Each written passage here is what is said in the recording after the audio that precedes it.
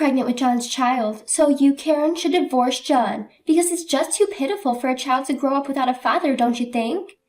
With tear-filled eyes, Lisa gently stroked her still flat stomach. Behind her, Lisa's parents were glaring at me. John's childhood friend and ex-girlfriend Lisa had shocked me several times before, but this time, I was truly and deeply disappointed. After all, my husband John is already... My name is Karen. I had a happy marriage with John.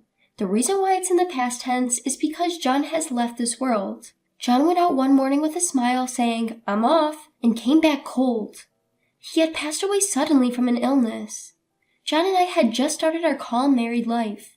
Until recently, John and I had been troubled by my mother-in-law and Lisa, John's ex-girlfriend. Since John's death, I've had almost no contact with my mother-in-law, but she was a selfish woman.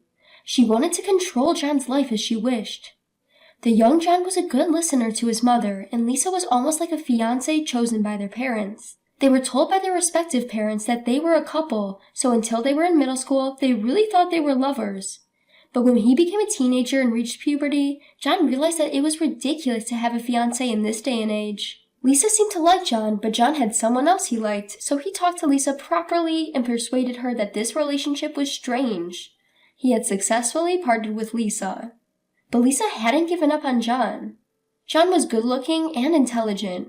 He was really bad at sports, but that gap was one of the elements that made him popular. In other words, John was a ladies' man. So naturally, after breaking up with Lisa, he had other girlfriends. When Lisa heard that John had a girlfriend, she would show up in front of John and his girlfriend on their dates and start babbling about her memories with John. No girlfriend of John's would feel good about hearing stories like how their first kiss was when they were in kindergarten, or how they had always believed they were engaged because their parents had said so. Even when John had a girlfriend, Lisa would interfere and he ended up being dumped. Or so I've heard. Of course, I, who started dating him after he became a working adult, also received the same treatment from Lisa. Surely, it was unpleasant, but I didn't particularly want to break up with John. John was truly cherishing me, and I wanted to cherish him as well. Our relationship was about our feelings for each other, and I thought Lisa had nothing to do with it. When John said, "I'm sorry," looking remorseful, I said, "Don't worry about it. Let's have some ice cream. I'm hungry." And he said he was truly relieved. He said that was when he wanted to marry me. John and I decided to get married, but this time, Lisa and my mother-in-law formed a tag team and stood in our way. Lisa's family is quite wealthy, and it seems that my mother-in-law wanted John to marry Lisa and benefit from it herself. Since Lisa seemed to want to marry John, their interests were aligned. I was harassed many times. When I went to my in-laws' house to greet them, I was surprised when my mother-in-law invited Lisa to the house for a tea party, even though it was a day we had told them about in advance. My father-in-law was trying to calm my mother-in-law down, saying, "That's enough," but in front of my strong-willed mother-in-law, he barely had a say. Whenever she retorted, "You're so annoying. Lisa's just like a daughter to us, it's fine," my father-in-law would just shrink back and fall silent. Lisa knew all of John's past girlfriends, so I was the one she enjoyed laughing at the most, positioned as the worst-looking one. John didn't choose his wife for her looks but for her personality, but I can't believe Karen is such a wonderful person, Lisa said snidely, causing an uproar with my mother-in-law. John was furious with my mother-in-law and Lisa. "Don't ever get involved with Karen again," he yelled, taking me away from his family's house. He apologized to me repeatedly and truly did not invite his mother-in-law to our wedding. Of course, John didn't invite Lisa to the wedding either, which obviously didn't sit well with my mother-in-law and Lisa.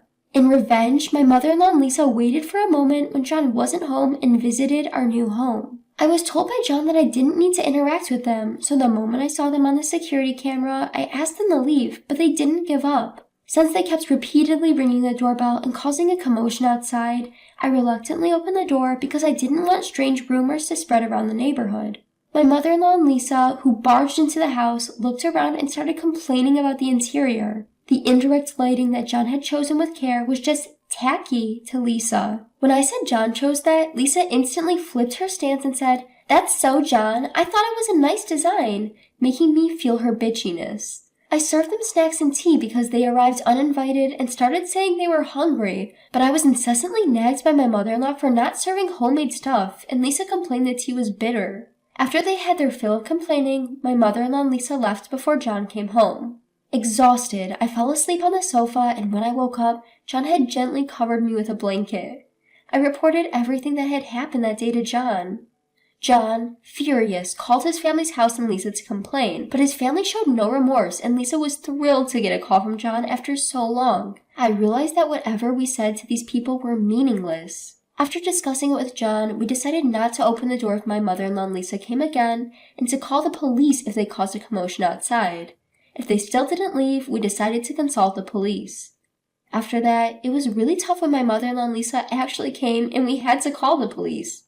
But perhaps because they were scolded by the police, my mother-in-law and Lisa finally calmed down and never came to our house again. It was tough, but we should be able to lead a peaceful life from now on. Believing so, John suddenly passed away. At the funeral, I was in a daze all the time, clinging to the coffin and crying. My mother-in-law told me it was because I had stressed John out that he had passed away so early. If my parents hadn't defended me, I might have followed John. I thought Lisa would come to the funeral, but she didn't. Even now, I shudder to think what would have happened if they had accused me together. 3 years had passed since John's death, and I was still living in the house we had shared. It was brief, but I simply couldn't bring myself to leave the house filled with memories of my time with John. One day, as I was enjoying the peace and quiet time, the doorbell rang. When I checked, the monitor showed Lisa and a couple who resembled her, likely her parents. Behind Lisa's smiling face, her parents wore stern expressions. Though curious, I decided to invite them in. Since the anniversary of John's death was approaching, I opened the door without any suspicion, which was a mistake. Long time no see, Karen. You see, I'm pregnant with John's child, so you have to divorce John, okay? It's not fair for a child to grow up without a father, right? Lisa explained, her big eyes welling up with tears as she caressed her flat belly. I'd been flabbergasted by Lisa before, but this time I was genuinely dumbfounded. After all, my husband John had already passed away. As I was trying to make sense of her words, her parents stepped forward and began to raise their voices. Even though John was married, he made a move on our Lisa and got her pregnant. We want him to take responsibility. You aren't going to say that Lisa should raise the child alone, are you? That's completely absurd. As the trio made a scene at the entrance, I felt a chill run down my spine.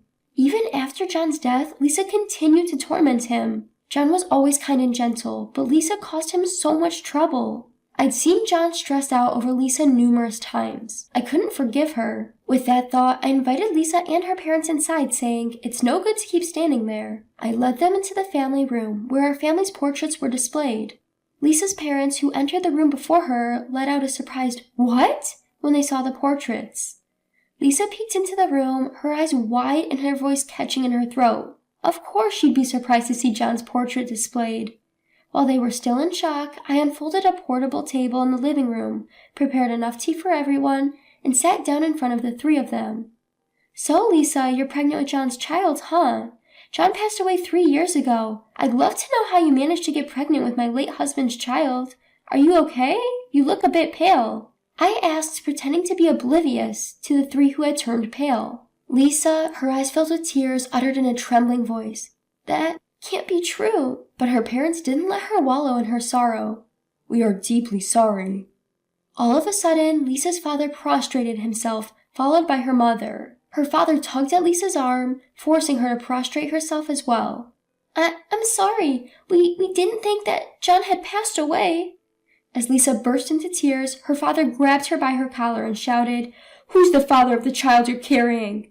Lisa then started to reveal her misconduct. The reason Lisa stopped visiting our house abruptly was not that she had given up on John, but because she had been transferred for work. The parents of Lisa and John no longer communicated, and it seemed this family truly did not know that John had passed away.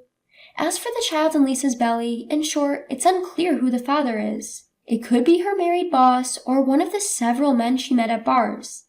Lisa has led such a chaotic life that it was impossible to identify who the father was. Even though she was in love with John, it seemed that Lisa was trying to tear us apart by claiming the child she was carrying was John's. Despite having no relationship with John, she believed that kind-hearted John would not abandon her, now soon to be a single mother. On Lisa's confession, her mother burst into tears and her father exclaimed, "How shameful!" While I calmly asked Lisa, "How many months pregnant are you?"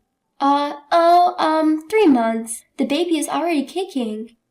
"You usually start to feel the baby move around 4 months at the earliest.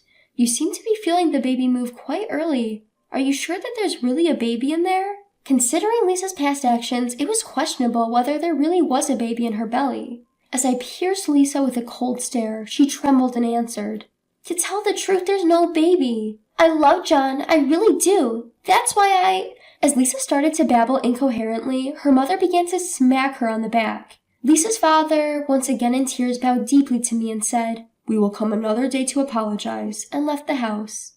To the departing three I stated, "No need for further apologies. Please don't come here again."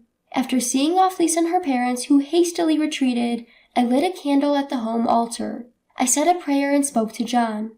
"John, thanks for lending me your strength. I'm not one to voice my opinion or get into arguments. I don't think I would have known what to do in such a heated situation. Yet, surprisingly, I was able to respond calmly to Lisa and her parents, just like John did when he was alive. John was good at calmly assessing a situation when a dispute arose and solving the problem. When Lisa and her parents bowed their heads to me, I felt a sense of clarity and I was able to respond appropriately. It felt as though John was lending me his strength. That day, I cried for John for the first time in a long time. The house without John was unbearably lonely. A few days later, despite my telling them not to come again, Lisa's parents came to visit. I didn't want them in the house filled with memories of John, so I told them to meet me at the nearby local restaurant. After preparing to go out and paying my respects at the home altar, I headed to the restaurant. There, Lisa's parents were waiting for me, looking pale. "We deeply apologize for our rudeness the other day. We're truly ashamed of our daughter," began Lisa's father. Apparently, upon hearing of John's death, Lisa burst into tears. After crying for a while, Lisa was possessed by a delusion that I might have been the cause of John's death and tried to confront me at my house, but her parents held her back and took her to a hospital instead. Lisa was diagnosed with a severe mental illness, a condition where she doesn't hesitate to hurt others if it means realizing her desires. To correct her distorted cognition, it seems she will be undergoing counseling from now on. Lisa, who quit her job because she misunderstood that she would marry John, will probably have to live a tough life facing herself while receiving counseling. Her parents are expected to bear the cost of treatment. Although they come from a wealthy family, Lisa's parents seemed quite old. They expressed their difficulty in leaving behind a daughter like her. "This is our apology for the other day." With those words, Lisa's parents handed me an envelope filled with cash. I didn't even bother to check the amount. I didn't need the money. I rejected the cash envelope right away. "I don't need this kind of money. All I want is to never have to deal with you or Lisa again. Why don't you use this money to move somewhere far away so you won't have to cross paths with me?" I said with a hint of sarcasm. Lisa's parents replied solemnly, "We would." After that, it appears they really did move. They sent a letter with the news of their move, along with some more money, which I also rejected outright. Looking at the address of their new home, it seems they moved quite a distance away. Now, Lisa will probably never be a part of my life again. "You know, our married life has been filled with so many disturbances," I said to the photograph of my late husband, John, besides his favorite cake on the altar. "But still, I cherished every moment after, and my life with John was a happy one." "Thank you," I said, on what happened to be the anniversary of John's death. From now on, I plan to live my life alone without John. I will experience many joys that John didn't get to, and when I eventually join him in heaven, I will have plenty to brag about.